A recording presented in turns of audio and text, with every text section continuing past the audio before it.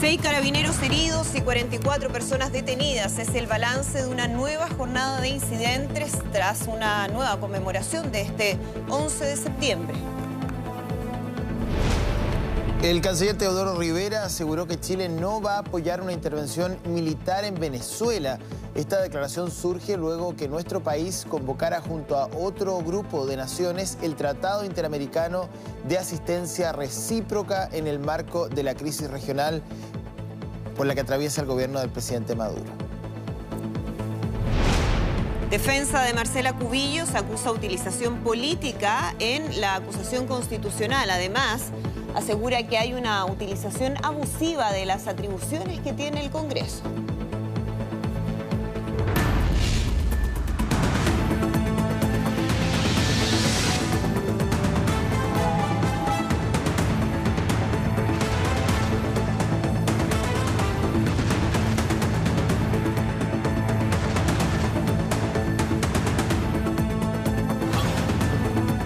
Mega Noticias Conecta.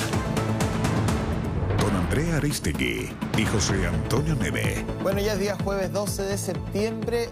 Comenzamos la revisión de las principales noticias. ¿Cómo están? Muy buenos días. Vamos de inmediato a revisar lo ocurrido durante la noche de este miércoles 11 de septiembre, porque hubo algunos incidentes que se registraron en la región metropolitana en el marco, obviamente, de una nueva conmemoración del golpe de Estado. Sí, bueno, las autoridades coinciden en que fue algo más tranquilo que otros días en años anteriores, pero de todas maneras se informó de al menos 6 uniformados, ¿no?, que resultaron con lesiones de diversa consideración en algunos puntos de la metropolitana. Daniela Valdés a esta hora ya está con nosotros para revisar ese informe. Daniela, buenos días.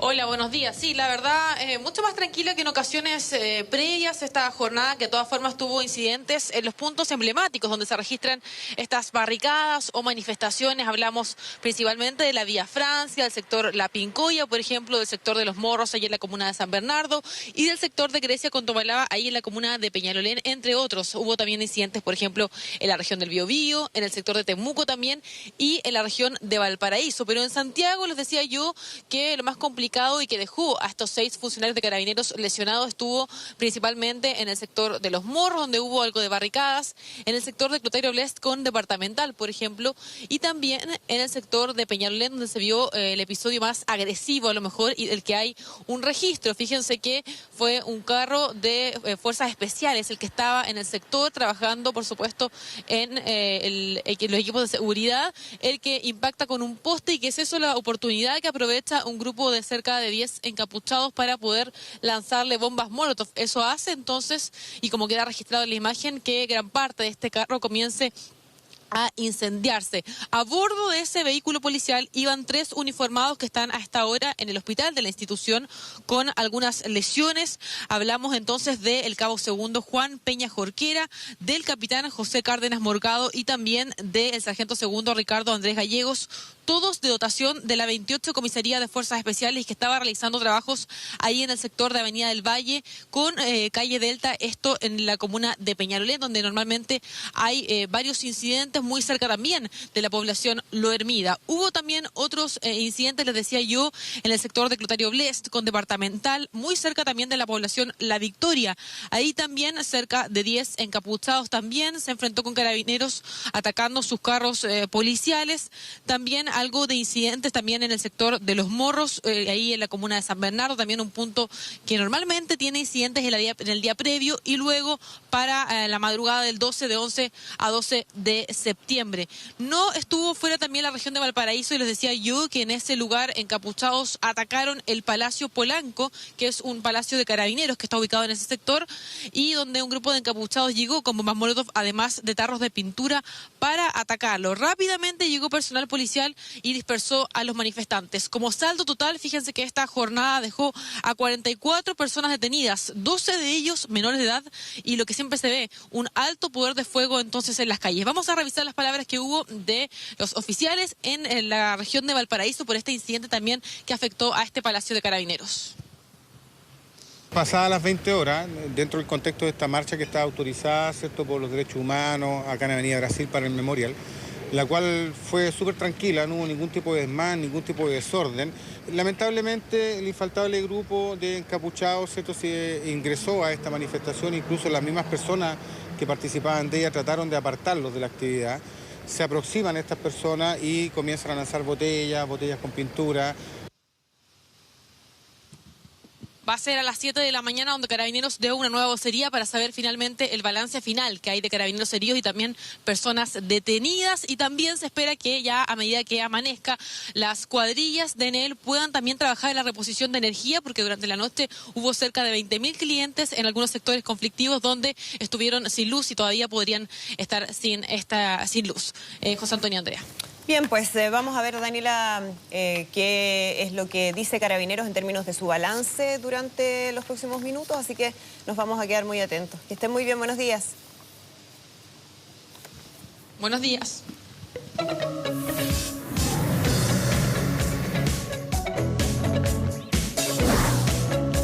6:35 de la mañana y tengo el gusto de saludarlo de hoy día, jueves 12 de septiembre. Revisemos las condiciones meteorológicas de la capital, haciendo el comentario que, claro, en la zona sur se van a producir algunas precipitaciones desde Puerto Montt hasta la región de Aysén. Estas de características más bien débiles. En Santiago, con cielo despejado a esta hora, 4 grados es la temperatura, un 97% de humedad relativa del ambiente. No es necesario abrigarse demasiado porque además esta temperatura después del amanecer va a aumentar más bien rápido. Pero sí, una chaquetita al comienzo de la jornada no está de más aquí en la capital. Revisemos las condiciones meteorológicas los próximos días porque se van a presentar completamente soleadas y con ambiente templado durante las tardes. Eso sí, las mañanas van a estar con baja temperatura en torno a los 3 a 4 grados. Hoy día llegamos hasta 23 con la temperatura máxima, con un índice de radiación ultravioleta que ya comienza a ser importante y mucho más frecuente, no en la categoría de moderado, sino que en la categoría de alto. Hay que protegerse con bloqueadores solares entre las 11 de la mañana y las 4 de la tarde. 23 grados hoy día la temperatura máxima.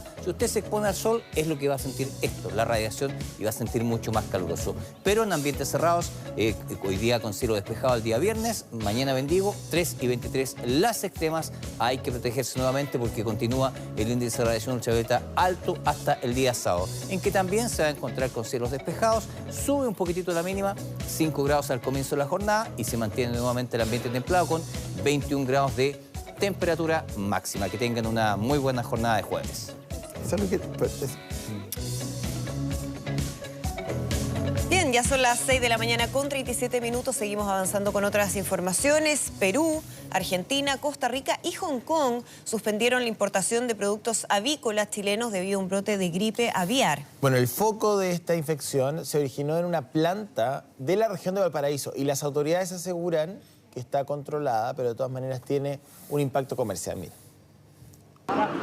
En medio de un control de rutina se encendieron las alarmas. Algunos pavos de la empresa Sopraval dieron positivo. El pasado 28 de agosto se detectó un brote de gripe aviar. Se tomó la medida de sacrificar los animales de manera de evitar una dispersión de la enfermedad. Se sacrificaron y enterraron 65.000 pavos en la misma planta ubicada en Nogales, región de Valparaíso. Se estableció además una zona de vigilancia de 2 kilómetros. Chile es un país libre de gripe aviar. El último foco se registró en 2017. Las aves migratorias hacen que cada cierto tiempo se presente un brote. Es muy difícil tener alguna medida de control, por lo tanto cada cierto tiempo tú tienes hallazgos o alguna sospecha. Pero la confirmación sí es algo raro. En cuestión de horas, Perú, Argentina y Costa Rica suspendieron de manera momentánea la importación de productos avícolas chilenos como precaución. Hong Kong prohibió el ingreso de pavos y pollos, pero solo provenientes de la provincia de Quillota. Nosotros exportamos en carne de pavo alrededor de $100 millones, en carne de pollo $300 millones, y de eso probablemente menos del 1 o 2% se fue a Perú. Por lo tanto, no son mercados tan relevantes. Pero es normal. Hacemos el máximo esfuerzo como industria y como país para evitar que este tipo de situaciones afecten a más productores. La influenza aviar es mortal para las aves, pero no tiene consecuencias para el ser humano. La autoridad hizo un llamado a consumir con tranquilidad estas carnes blancas durante fiestas patrias. Los pavos infectados estaban en etapa de crecimiento y no listos para el consumo. Todos los monitoreos han salido negativos y estamos haciéndole el seguimiento que corresponde. Se han tomado todas las medidas y efectivamente nosotros el servicio continúa con una serie de acciones de muestreo intensivo y lo cual nosotros esperamos sea suficiente para cerrar el caso. La autoridad asegura que el foco está controlado y los países que suspendieron las importaciones chilenas podrían revertir su decisión en los próximos días. Bien, seguimos avanzando con más en conversación con Mega Noticias Plus Prime. El abogado que representará a la ministra Marcela Cubillos en la acusación constitucional, Francisco Cox, se refirió a los argumentos de y dijo que principalmente son de carácter político y no jurídico. Claro, no veo fundamento ni sustento jurídico a ninguno de los capítulos que se han presentado en este documento. Lo dijo el abogado en conversación con Catalina Edwards anoche en Mega Noticias Plus Prime. Dijo que se había utilizado en forma abusiva las atribuciones legislativas. Vamos a ver parte de lo que fue esta entrevista en nuestra señal 2. Lo cierto es que yo no veo fundamentos ni sustento jurídico para ninguno de los capítulos que se han presentado en la acusación constitucional. Creo que no hay ninguna infracción a la ley, ninguna infracción a la Constitución y creo que hay una utilización abusiva de una atribución que sí tiene el Congreso, que es de hacer la función jurisdiccional como control sobre otro poder del Estado. Pero para que se produzca ese control tiene que haber efectivamente infracción de la ley, infracción a la Constitución y por lo tanto a mí no veo ninguno de esos sustentos en la acusación que se ha presentado.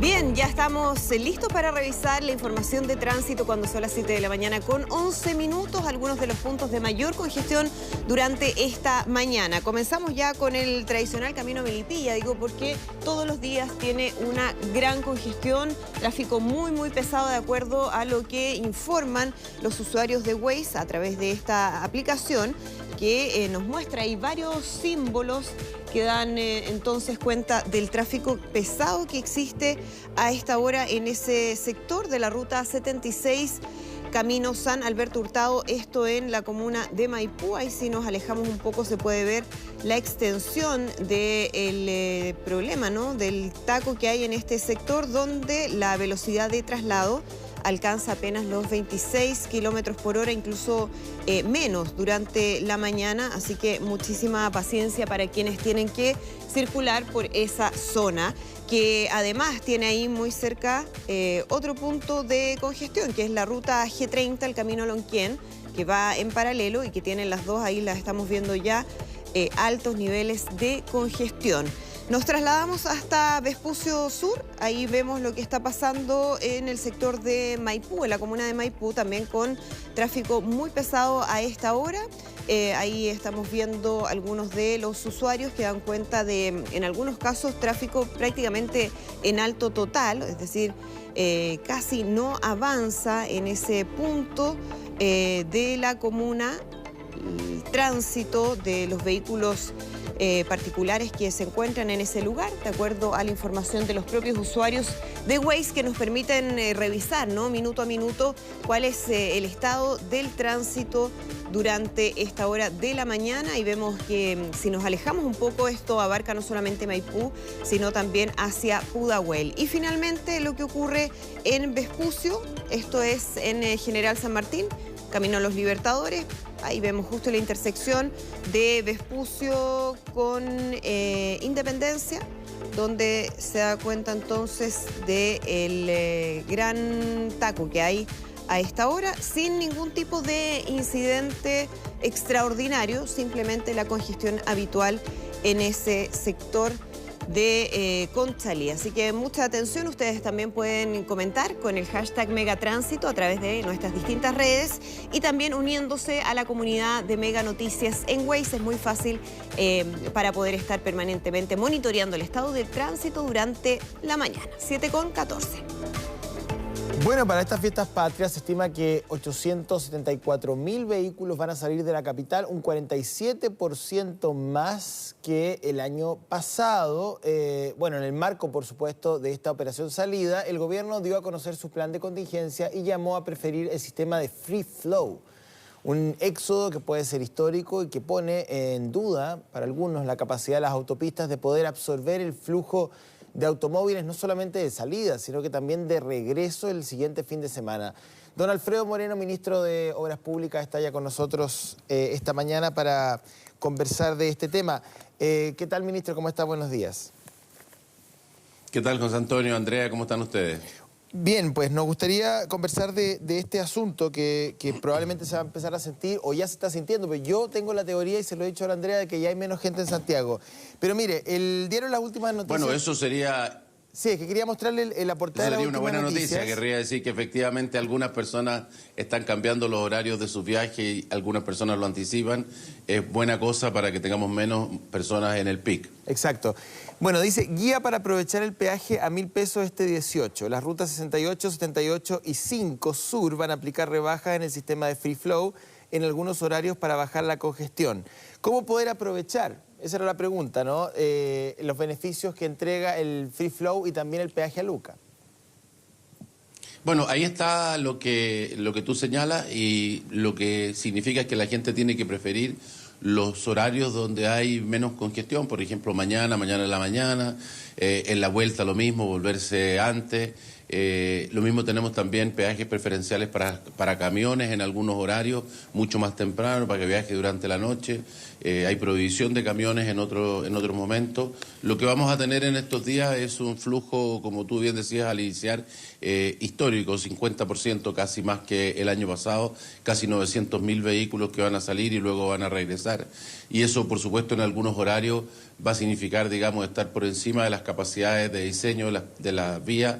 Y cualquier accidente, cualquier cosa naturalmente puede producir, digamos, muchísima congestión, y por lo tanto el llamado es no solamente por aprovechar el peaje más barato, sino que para tener un viaje con menos congestión y también aprovechar de colaborar con otras personas que no pueden cambiar su horario, que aquellas personas que sí lo pueden hacer, lo hagan. Claro, sí o sí va a haber congestión, porque usted dice, ¿no? Si uno calcula la cantidad de autos, es inevitable que en algunos momentos se generen problemas de congestión importantes. Ahora, ¿cuál es la predicción que hacen en términos de las horas que van a ser punta en ese sentido? Los días y las horas que podrían ser más problemáticas. Sí, las horas más problemáticas nosotros vemos que van a ser, bueno, partiendo por este viernes, ¿no es cierto? Ya vamos a tener en la tarde a las horas ya de salida de oficina, pero más fuerte todavía estimamos que va a ser el día 17.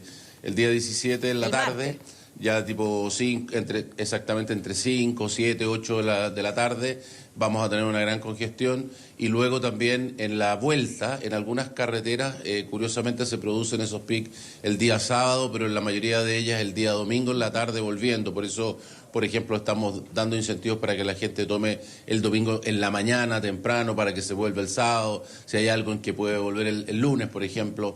El retorno es, pensamos nosotros, va a ser más duro, más difícil que la salida. Y de las rutas, la 5 Sur parece siempre en esta fecha ser la más complicada, especialmente en el sector de Angostura, que se ha transformado en un dolor de cabeza para muchos. Bueno, Angostura y la ruta 5 Sur son el principal tráfico. La principal salida de Santiago está ahí, por lo tanto los mayores tráficos en las horas punta también van a estar en Angostura, pero tiene algunas cosas que hemos intentado y que han dado buenos resultados en los fines de semana largos anteriores, que no tienen este flujo, pero sí aumentos importantes, como es, digamos, el sistema de Free Flow. En primer lugar, ya no existe ese recuerdo que uno tiene de Angostura, que era un problema gigante porque se detenía por los peajes. En segundo lugar, vamos a tener la carretera 3x1, es decir, 3 vías van a salir de Santiago y una vía va a entrar. Incluso en uno de los periodos vamos a tener, digamos, una 3x1 que va a llegar hasta Pelequén. Lo mismo también en el peaje de Quinta, también vamos a tener 3 vías para un lado y una sola para el otro, de tal manera que incluso en lugares que ya están a 160 kilómetros de Santiago, también van a haber medidas de gestión para poder colaborar. Pero también a nosotros nos preocupa lo que sucede en la ruta 78, porque en la Ruta 78 estamos, digamos, con muchísimo tráfico y estamos en algunos lugares haciendo las terceras pistas. Eso hace que hayan 2 pistas, pero que son un poco más ajustadas, no hay berma. Ministro. Y por lo tanto, si un auto tiene una falla o hay un choque por alcance o cualquier accidente, eso va a producir congestión porque no es muy fácil sacar esos vehículos de la autopista. No, y puede ser además riesgoso si es que hay que pasar con un vehículo de emergencia para poder hacerse cargo de un accidente. Bueno, la última noticia por eso de digo, nuevo... ahí hay un poquito menos de espacio, ¿no? Exacto, trae la guía, que es bien interesante, porque nos muestra lo que ocurre el martes 17, el miércoles 18 y el jueves 19 en materia de este peaje a Luca para que la gente lo aproveche. En el caso de la Ruta 68, los horarios más baratos van entre las 7 de la mañana y las 2 de la tarde el martes 17, el miércoles 18 entre las 7 de la mañana y las 10 de la mañana más o menos. En el caso de la 78, también durante la mañana básicamente es lo más barato.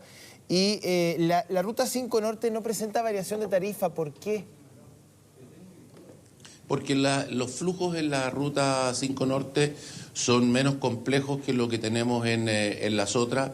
Es una ruta que ya tiene, por ejemplo, las terceras vías en todo el ingreso a Santiago, tiene un flujo que es menor, de tal manera que ahí tenemos menos dificultades que los que tenemos en la Ruta 5 Sur, como hablábamos recién, y también lo que sucede, digamos, en la Ruta 78 por las razones que comentábamos.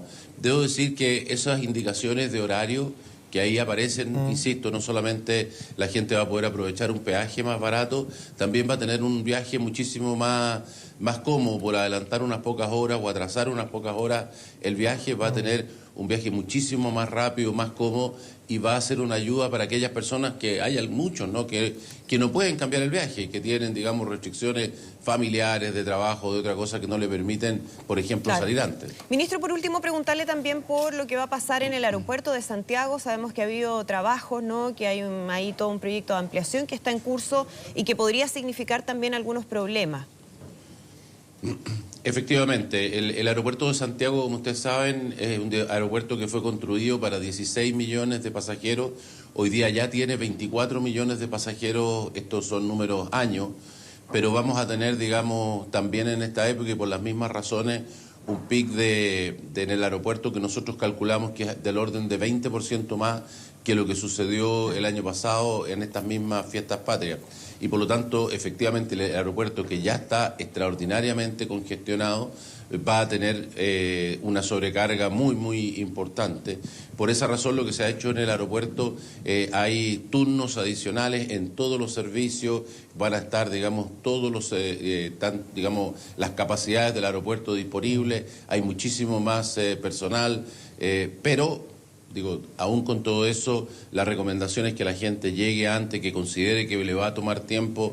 Vamos además, como parte de la construcción, hoy día precisamente en la mañana estamos inaugurando con el presidente de la República un nuevo espigón, es decir, una nueva ala que ya es del aeropuerto nuevo, ya se inauguró una, esta es la segunda, que es todas unas salas de embarque y más espacio para los aviones. Ya con este espigón y el que ya se inauguró, el aeropuerto más que duplicó los espacios para los aviones, pero todavía el terminal sigue siendo el mismo y por lo tanto, tanto en la recepción de las maletas, el SAG, los controles de seguridad, en fin, siguen siendo muy, muy reducidos para el tráfico que tiene normalmente el aeropuerto y para qué decir en esta fecha. Así hay que ir ahí con bastante más tiempo más facilidades de lo habitual, para los aviones, pero... Exacto. Efectivamente, eso hay que ir con calma, hay que cuidar de tener los documentos precisos, intentar tener todos los check-in hechos por internet, si viajas sin maleta, aprovechar eso. En fin, las aerolíneas también están haciendo, digamos, turnos especiales, pero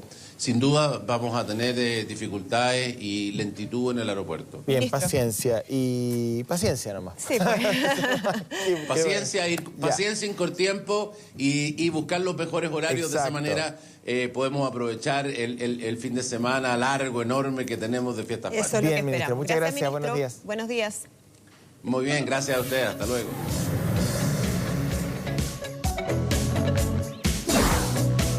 Cuando Cuando son las 7 horas de la mañana con 24 minutos, actualizamos las condiciones meteorológicas que han cambiado un poquitito a esta hora en la capital. Si hablamos del fin de semana que se viene encima, va a haber un cambio de tiempo. Sin embargo, previo a eso, el tiempo va a estar muy estable en la capital. A esta hora ha descendido la temperatura. Tenemos un registro de 3 grados en la capital con cielo despejado, un 97% de humedad relativa en el ambiente. Por lo tanto, hay una sensación térmica y una temperatura que son bajas y conviene a esta hora y hasta eso las 9 de la mañana, 9:30, mantenerse abrigado.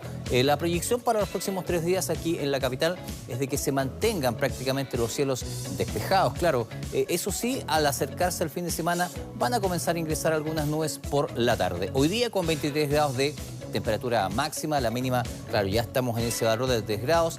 La radiación ultravioleta se va a mantener en categoría de alto. Hay que protegerse los próximos 3 días por la ausencia de nubosidad. Mañana viernes también con cielo despejado se mantienen prácticamente invariables las condiciones con 3 y 23 grados las extremas. Así que una amplitud térmica, una diferencia entre la máxima y la mínima de 20 grados. El día sábado es un poquitito más acotada esta diferencia. Comienza la jornada con 5 grados, 21 grados la temperatura máxima y al final de la jornada, pese a que va a estar predominantemente con cielo nublado, comienzan a ingresar las primeras nubes que nos van a dejar con un domingo nublado aquí en la capital. Que tengan muy buenos días.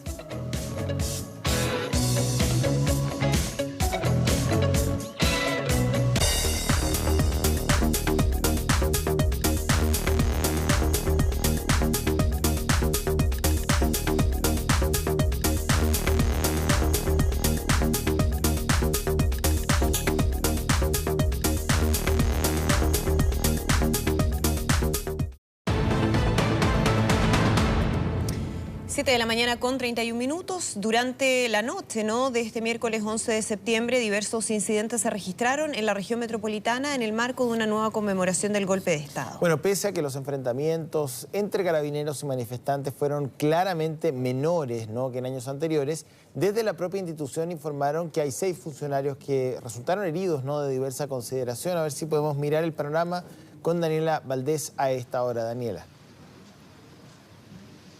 Hola, buenos días. Estamos a la espera de la actualización que va a hacer Carabineros porque efectivamente, como tú decías, hasta eso de las 2 de la madrugada, la cifra indicaba que eran 6 los funcionarios heridos de Carabineros, además de 44 personas detenidas.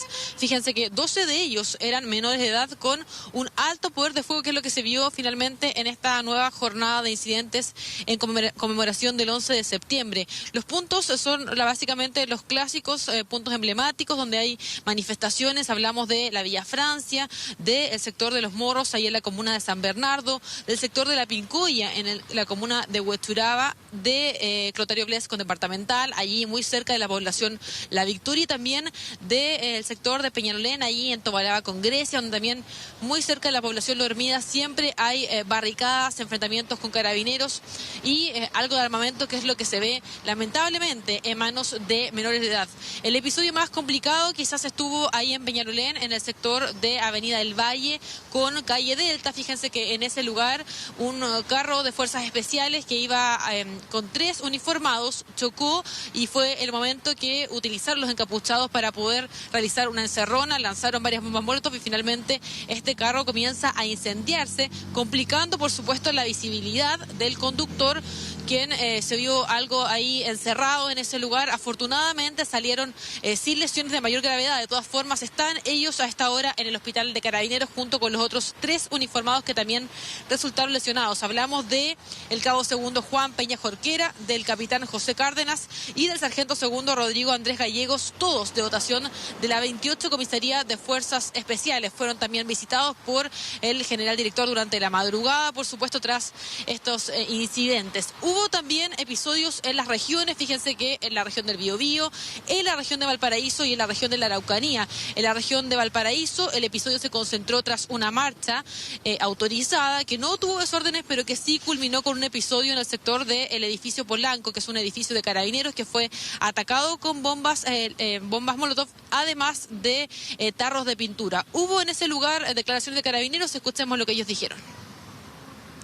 Pasadas las 20 horas, dentro del contexto de esta marcha que está autorizada, ¿cierto?, por los derechos humanos, acá en Avenida Brasil para el Memorial, la cual fue súper tranquila, no hubo ningún tipo de desmán, ningún tipo de desorden. Lamentablemente, el infaltable grupo de encapuchados, ¿cierto?, se ingresó a esta manifestación, incluso las mismas personas que participaban de ella trataron de apartarlos de la actividad. Se aproximan estas personas y comienzan a lanzar botellas con pintura. Les decíamos muy temprano que quienes se vieron afectadas y nada tenían que ver con este episodio eran los clientes de Enel. Cerca de 20.000 clientes que se vieron afectados sin luz durante esta jornada. Ya ahora amaneciendo, se había informado por parte de la compañía que las cuadrillas iban a salir, por supuesto, por un tema de seguridad, para poder trabajar en reponer la luz. También estamos a la espera de poder tener la declaración de Carabineros, saber entonces si ha aumentado la cifra, que les decía yo, es de 44 las personas detenidas. 12 de ellos son menores de edad y les comentaba además que hay también recuperación de armamento. Eso es lo que supuestamente vamos a tener durante el día para poder conocer. Recordar que durante los días previos se realizan operativos de ablandamiento que se llaman y que son principalmente para sacar armamento de las calles y evitar episodios más complicados en las distintas poblaciones emblemáticas que son finalmente foco de incidentes en estos días. Les comentaba yo que lo más complejo, eso sí, se vivió ahí en la comuna de Peñalolén, donde finalmente este carro de fuerzas especiales se ve encerrado. Inicialmente ellos chocan con un poste ahí en el sector de Avenida del Valle con calle Delta, y es eso lo que finalmente aprovechan cerca de 10 encapuchados para poder realizar una encerrona y comenzar a lanzar estas bombas Molotov que rápidamente comienzan a incendiar este carro de fuerzas especiales que iba con 2 sargentos y un capitán de Carabineros que fueron trasladados hasta el hospital institucional y que se encuentran a la espera entonces de tener más antecedentes médicos junto con otros 3 uniformados que principalmente tienen heridas producto de perdigones y que les vamos a estar, por supuesto, informando cómo evolucionan. José Antonio, Andrea. De todas maneras, quedamos atentos a esa información. Daniela, muchísimas gracias. Buenos días. Bien, son las 7 de la mañana con 36 minutos. A ver si podemos revisar a esta hora información que se produce en el sector oriente de Santiago. Hay un pequeño socavón en las favelas, en los trabajos no hay en Américo Vespucio con Presidente Riesco. Tenga mucho cuidado porque hay reducción de pistas. La verdad es que hay desvíos también entre Presidente Riesco y Avenida Kennedy. Todo ese tramo se está construyendo la última parte de la autopista interurbana que va en forma subterránea. Mira, ahí está la imagen donde queda claramente el socavón que hay, que es de un tamaño considerable, no es tan pequeño, pero sí ha hecho que haya solo una pista habilitada en ese sector de Américo Vespucio, insistimos, a la altura de Presidente Riesco. Lo advierte ahí la Unidad Operativa de Control de Tránsito, mucha precaución a quienes circulen entonces por Américo Vespucio al sur, desde Presidente Riesco, por este socavón al interior de las faenas de construcción de la autopista Américo Vespucio Oriente, eso en la comuna de Las Condes. Claro, si uno sigue avanzando hasta Vitacura también hay un desvío de Avenida Vitacura, producto del mismo trabajo que hay subterráneo en Vitacura con Vespucio. Es una zona que está con modificaciones, así que hay que andar con un poquito más de cuidado y paciencia porque Américo Vespucio está sustancialmente reducida en superficie, temporalmente, temporalmente.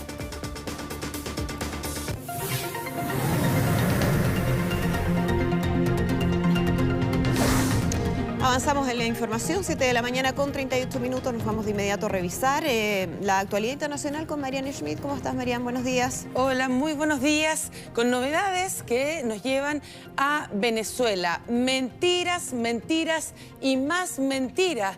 Así ha reaccionado el presidente de ese país, Nicolás Maduro, al nuevo informe dado a conocer por la alta comisionada de la ONU para los Derechos Humanos, Michelle Bachelet. El mandatario aseguró que los antecedentes de posibles ejecuciones extrajudiciales y torturas llevadas a cabo por las FAES, una unidad especial de la policía, carecen de pruebas. Maduro se manifestó muy molesto de que Bachelet siga mintiendo porque su gobierno ya entregó las cifras oficiales sobre la situación de su país y le exigió que se arrepienta. Escuchemos atentamente las declaraciones de Maduro. 30.000 personas desaparecidas según registros oficiales. Frente a las mentiras de la Michelle Bachelet en su último informe sobre Venezuela, donde repite mentiras, mentiras y mentiras sin demostrar pruebas, sin comprobarlas, sin testimonio, sin nada. Miente Michelle Bachelet. ¿Por qué miente? Usted vino aquí y se le dijo toda la verdad, las cifras oficiales. ¿Qué guarda ella contra nosotros? porque es su envidia, porque es su mezquindad. Arrepiéntete, Michelle Bachelet, basta de mentiras. Bueno, particular el estilo del presidente Maduro. Solamente no decir que ayer leí una entrevista de Tarek Al-Assami, el fiscal venezolano, decía que le puso a Michelle Bachelet información disponible de parte del Ministerio Público venezolano y que ella no lo consideró en su informe. Está, pero tremendamente molesto. O sea, sumó más este segundo informe, que el primero ya fue bastante revelador, sobre todo con la violación de los derechos humanos. Hay toda una comitiva, un equipo que hace este trabajo, en definitiva, como es en contra, y es bastante demoledor este informe, obviamente que el régimen chavista reacciona de esa manera. Y siguiendo un poco en esta misma temática, ahora hablamos con Ecuador, porque el gobierno de Lenín Moreno ha abierto un corredor humanitario para precisamente los migrantes venezolanos varados ahí en Colombia y que tienen una visa válida a una tercera nación donde se dirigen como destino final. De esta manera, Ecuador los dejará pasar por su territorio. El permiso de tránsito al que podrán acogerse estos migrantes está ya disponible de forma gratuita en los pasos fronterizos de Ecuador. En los últimos 2 años, ese país ha recibido más de 1 millón de migrantes venezolanos, de los cuales 400.000 se han radicado en el país, lo que ha significado un presupuesto millonario. Vamos de inmediato a Bahamas, que quedó completamente devastada por el paso del huracán Dorian. Además de las 50 víctimas fatales confirmadas, las autoridades han dado a conocer otra cifra que estremece, que son más de 2.500 las personas registradas como desaparecidas. Todas ellas han sido inscritas en el registro gubernamental. Sin embargo, aún se deben cruzar esos datos con los nombres de las personas que fueron desalojadas de las islas o que permanecen en albergues. Ya han pasado más de una semana de que Dorian destruyera miles de casas, mientras la infraestructura eléctrica en la ciudad más grande, que es Abaco, quedó destruida. Se estima que unas 10.000 personas en Abaco necesitan agua, comida, vivienda, lo que sea, mientras Naciones Unidas dice que 70.000 personas no tienen casas o quedaron, ¿verdad?, estas inmuebles completamente dañados en las zonas afectadas por este huracán. Habló el primer ministro de Bahamas ayer, dijo que esta semana va a decretar un Día Nacional de Duelo por los muertos. Respecto a la ayuda, también hay personas muy interesadas en eso.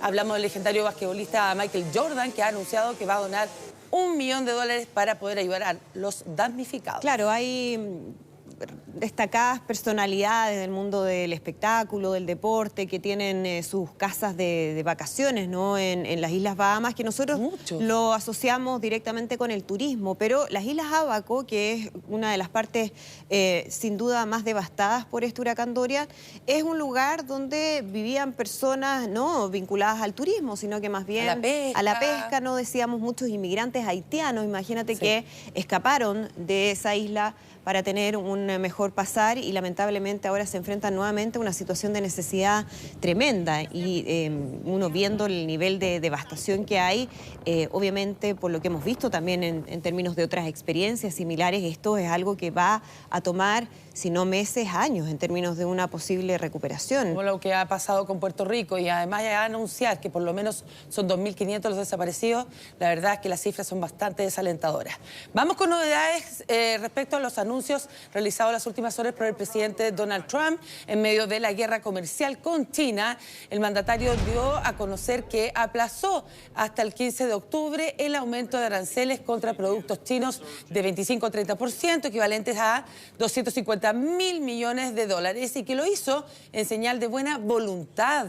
Lo anterior luego del restablecimiento de las conversaciones entre ambos países a principios de ese mes. Y en otro tema, dio a conocer las razones por las cuales despidió al asesor de seguridad. Dijo que John Bolton se extralimitó en la política hacia Venezuela y opinó que sus declaraciones sobre Corea del Norte perjudicaron sus esfuerzos de diálogo con el líder norcoreano Kim Jong-un. Bueno, o sea, la culpa no la tiene nunca él. Pero no la tiene Trump. Pese a que él asumió directamente esa misión, ¿no? En términos de las conversaciones con el líder norcoreano, él generó una serie de expectativas respecto a lo que podía ser un acuerdo nuclear con Corea del Norte y finalmente termina fracasando, así que necesitaba responsabilizar a alguien por ese fracaso. Ahora, en relación a Venezuela, llama la atención que ahora considere que la política de John Bolton haya sido más allá de lo adecuado, que se haya extralimitado, porque si uno escucha las declaraciones de otros de sus funcionarios de gobierno, estamos hablando del secretario de Estado, de Mike Pompeo, o de su vicepresidente Mike Pence, finalmente todos están muy alineados a lo que había sido la postura de John Bolton en ese aspecto. Además, ¿para qué Estados Unidos activó el TIAR entonces? Claro, de hecho le consultaron a Trump si estaba dispuesto, ahora que Bolton estaba afuera, a reunirse con Nicolás Maduro. Dijo, de eso no quiero hablar. Pero es que es absurda la discusión, o sea, ahora que Bolton está afuera, si el subordinado, digamos, es Bolton, no Trump. Entonces, ¿por qué invertir las cosas? Como que Bolton tuviera el control de la política exterior norteamericana. Es muy extraño que después de 6, 7, 8 meses el presidente Trump venga a decir que no está de acuerdo con su asesor de seguridad. Que primero no tiene por qué ser un diplomático. Muchos decían, bueno, es que Bolton era de línea dura, era un halcón, que extremó las posiciones. Lo que tiene que hacer un asesor de seguridad es alinearse con el presidente. Y sabemos el presidente Trump cuáles son, digamos, producto de sus propias declaraciones, cuál es su manera de mirar la política internacional. Entonces, que ahora aparezca como un gran diplomático, como un gran demócrata, llano al diálogo, me parece muy extraño. Además, la misma semana en que saca a Bolton por extralimitarse en el caso venezolano, es decir, haber abierto la posibilidad de una intervención militar, porque eso es lo que él quiere decir, básicamente, el mismo día en que saca Bolton, Estados Unidos invoca el Tratado Interamericano de Asistencia Recíproca, que considera la intervención militar y que pone a todos los países, los empuja a tomar una decisión, incluyendo el nuestro, digamos. Exactamente, a través de nuestro canciller, y es una situación de alta tensión, sobre todo cuando ayer les mostrábamos imágenes de cómo ya son 150.000 los militares fuertemente armados venezolanos que están en la frontera con Colombia. Los separan 2.200 kilómetros de frontera. Hasta ahí la tensión regional. Vamos a otra situación, a la poderosa tormenta que causó estragos en Mallorca y Menorca en España. Las intensas lluvias convirtieron, como usted ve, en ríos estos barrios en la isla de oeste a este, descargando en apenas una hora casi 50 litros por metro cuadrado. Por esta razón se encuentra en alerta roja. Otro de los efectos han sido los retrasos y cancelaciones en los puertos y aeropuertos de estas islas, que son muy turísticas. Incluso, según testigos, se formaron trombas que elevaron aún más las ráfagas de viento a 80 kilómetros por hora, olas de 3 metros, fuerte granizo, en fin. La mayor parte de las embarcaciones están a la deriva. Por el momento no se han producido heridos, pero sí daños materiales. Impresionante las imágenes, así como las veíamos hace muy poco en Madrid. Sí, inusual. Bueno, una protesta bastante inusual. También llevaron a cabo jóvenes ambientalistas con el fin de exigir acciones concretas para enfrentar la crisis climática y cuidar el planeta. Son 8 activistas franceses que robaron los retratos oficiales del presidente Emmanuel Macron de varios edificios públicos para manifestar su malestar por la inacción climática del Estado. Ante esta situación, estos ambientalistas de entre 23 y 36 años son juzgados desde ahora en un tribunal de París bajo el cargo de robo en reunión. Otro joven cineasta filmó la acción, también está compareciendo en la corte. La pena máxima en Francia por este cargo es de 5 años de cárcel y una multa de 75.000 euros. Se robaron varias imágenes de Macron. Y esto es impresionante. Esto yo lo leí en la mañana, lo encontré, pero alucinante. Esto fue un anuncio ayer a nivel mundial, Claro, este importante hallazgo que realizaron los científicos en un exoplaneta muy parecido al nuestro, a la Tierra, y que había sido captado en 2015 por el telescopio espacial norteamericano Kepler. Pues bien, los expertos detectaron por primera vez vapor de agua en su atmósfera, lo que constituye una nueva etapa en la búsqueda de señales de vida fuera del sistema solar. Espérate, un exoplaneta que está a una distancia, pero ya uno piensa, 100 ¿no? años luz de la Tierra. Uno piensa cómo la ciencia, ¿no? Y lo digo con admiración, o sea, cómo hemos llegado a tal nivel que somos capaces de detectar este tipo de información a 100 años luz. Sí, eso es 100 años luz. O sea, es para sentirnos orgullosos hasta dónde ha llegado la humanidad en términos de investigación. Exacto, gracias a estas tecnologías como el telescopio Kepler. Pese a esta lejanía, el descubrimiento lo deja como el mejor candidato para la búsqueda de vida extraterrestre, según lo ha informado la revista Nature Astronomy. El planeta, llamado K2-18b, nunca he entendido por qué le ponen nombres tan complejos, pero bueno, está además situado en la zona habitable de su estrella, es decir, ni demasiado lejos ni demasiado cerca de sus fuentes de calor. Es 8 veces más grande que la Tierra, para que usted se haga una idea, es decir, es una super Tierra como todos los exoplanetas, con una masa comprendida entre 1 y 10 veces a la de nuestro planeta. Está seguramente compuesto por hielo y también silicatos como la Tierra, Marte y Venus. Eso es interesante porque obviamente los ojos ahora van a estar puestos en la investigación en este exoplaneta por las condiciones que reúne y para determinar bien efectivamente cuál es su composición. Ahí dicen puede ser un cuerpo rocoso con una gran atmósfera, puede ser más bien un cuerpo frío, ¿no? Como hemos visto en otras oportunidades, a diferencia de otros exoplanetas que eran más bien gaseosos. Sí. Es decir, ahora se van a centrar muy bien en analizar cuáles son las características de la superficie. Tiene su estrella, ¿o no? Tiene su estrella. Llegar allá demoraría unos 100 años, así que... No llegamos. Y más. No llegamos. Por el momento. No llegamos. Un siglo para viajar para allá. Pues bien, transformaron, porque estamos muy preocupados del medio ambiente. Miren, en Bosque, este popular estadio de fútbol en Austria. Sí, escucharon bien, 300 árboles fueron plantados ahí en este césped, donde se han jugado cientos de partidos, una imagen bastante llamativa, pero con un mensaje que estremece. Un día la naturaleza solo se podría disfrutar en un ambiente tipo museo, por causa del cambio climático. La puesta en escena llevada a cabo por el artista local Klaus Littmann ha sido en un estadio de Klagenfurt con capacidad para 30.000 personas. El proyecto busca convertirse en un monumento conmemorativo, recordándonos que la naturaleza que a menudo vemos algún día solo se podrá encontrar en espacios especialmente designados, como ya es el caso de los animales en los zoológicos. Revelador lo que ha señalado sin lugar a dudas, o lo que muestra, o lo que te quiere mostrar cómo sería en el futuro si no cuidamos nuestro planeta. Puede parecer para algunos exagerado, pero la verdad es que, de acuerdo a las proyecciones, realmente puede terminar siendo una pieza de museo. Así que un nuevo llamado de atención, Mariana, a lo que está ocurriendo a nivel mundial. Luces de alerta. Muchas gracias. Muy bien, buenos días. Bueno, vamos a seguir con información internacional que la tocábamos indirectamente, pero ahora vamos a entrar en eso en profundidad. El canciller Teodoro Rivera aseguró que Chile no va a apoyar ninguna acción militar que implique movimiento de Fuerzas Armadas sobre territorio venezolano. Claro, esto luego de que nuestro país junto a otras 12 naciones aprobaran la convocatoria del Tratado Interamericano de Asistencia Recíproca, el TIAR.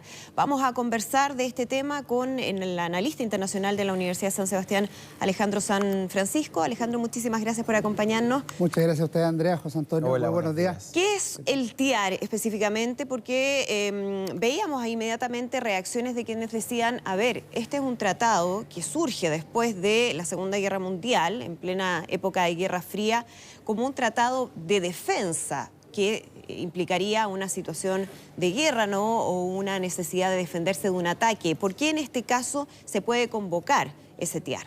Efectivamente, el Tratado Interamericano de Asistencia Recíproca surgió en 1947. Si uno lo mira en términos de fecha, es inmediatamente después de la Segunda Guerra Mundial, un año después que Winston Churchill anuncia la cortina de hierro y antes de la formación de la OTAN. En ese sentido es precursor, podríamos decir. Y el sentido que tiene es evitar que países externos invadan o ataquen a algún país americano de la OEA. O sea, en términos bien simples, si hay un ataque contra alguno de los países de la región, nos defendemos todos Se puede juntos. invocar el TIAR y podría haber una defensa común.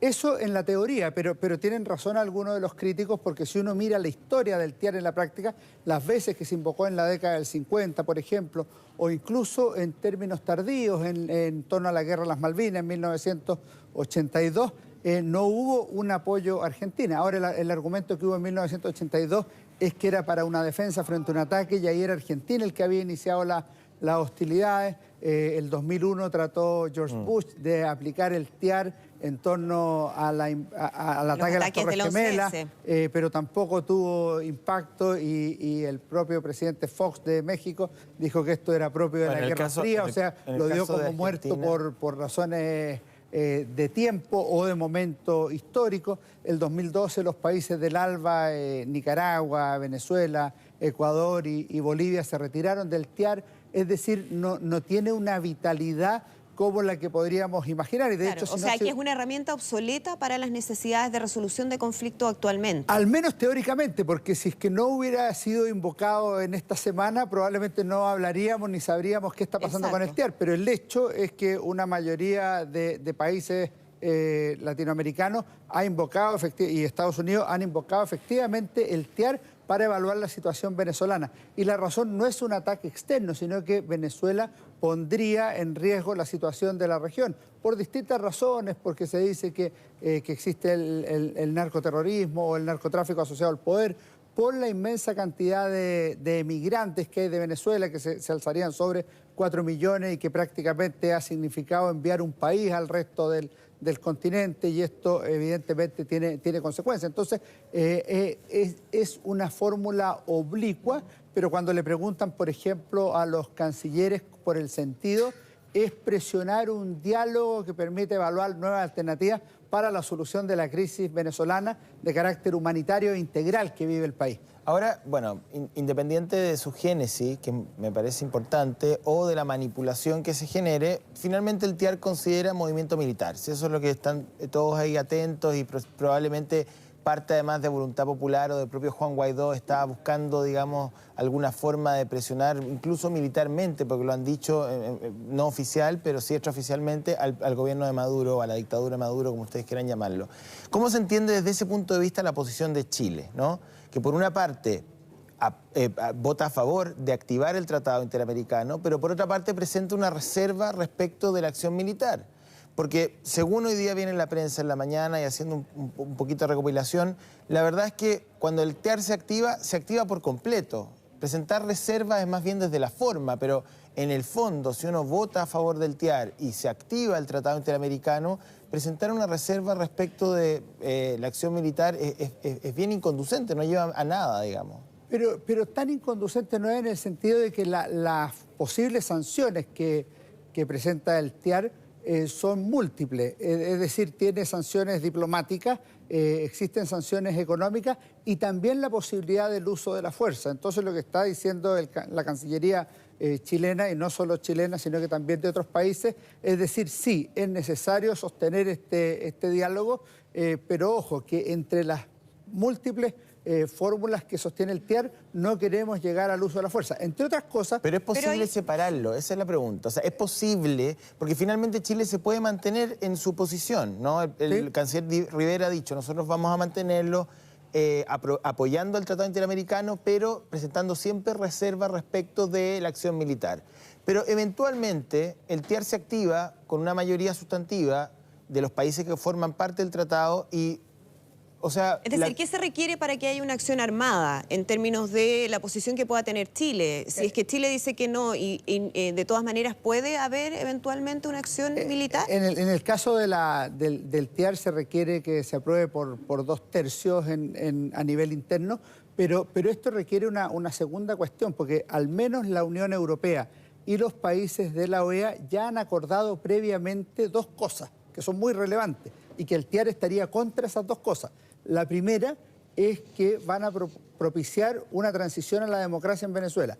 Y segundo lugar, que eso va a ser hecho por las vías pacíficas, de manera que para mí no es tan simple que el TIAR diga en algún minuto ahora pasamos a la vía violenta. O sea, hay que superar otras etapas también. En ese sentido, la reserva de Chile no es absurda, sino que puede ser conducente a decir, oye, la situación que hemos propuesto en otros momentos tenemos que considerarla. Y yo agregaría otra cosa que lo decía muy bien José Antonio. Lo que está pasando es que hay un sector de la oposición venezolana que probablemente cayendo en la desesperación eventualmente o en una situación en que ven que hoy Maduro es mucho más fuerte que hace 8 meses y como contrapartida Guaidó vale menos que hace 8 meses en términos políticos, es decir, que en enero del presente año cuando fue proclamado presidente encargado, están buscando salidas alternativas.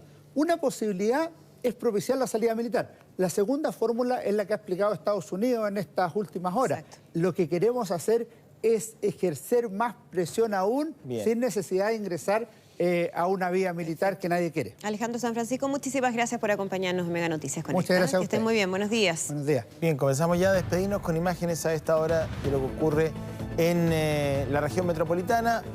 Despejado para el día de hoy, pero de todas maneras se espera que suba progresivamente la temperatura de aquí al mediodía. Sí, como siempre, muchísimas gracias por acompañarnos. Que tengan una buena jornada de día jueves. Estén bien, chao. Buenos días.